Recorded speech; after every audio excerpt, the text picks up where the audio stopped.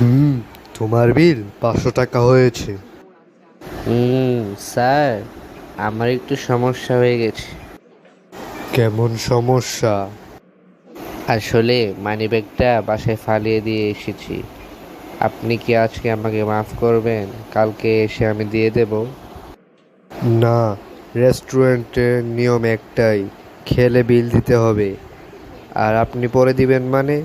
আমি কি আপনার বাড়ি গিয়ে টাকা তুলবো নাকি?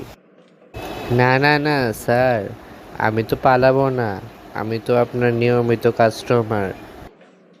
নিয়মিত কাস্টমার হলেও নিয়ম ভাঙা যাবে না, তাহলে অন্যরাও টাকা না দিয়ে যাবে।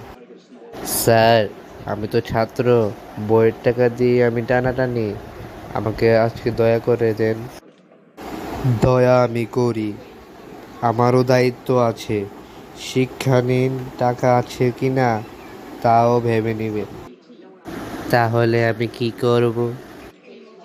খুবই সহজ, বিল মেটানোর ব্যবস্থা করেন, না হলে এখানে কাজ করতে হবে। ওহ, তাহলে বাসন মাজার ট্রেনিং নিতে হবে নাকি? হ্যাঁ, আজকেই শেখানো হবে। ঠিক আছে স্যার, শিক্ষা হয়ে গেল। পরের বার খেতে এলে আগে মানিব্যাগটা চেক করব। এই তো চাই, দায়িত্ব ছাড়া আনন্দ নেই।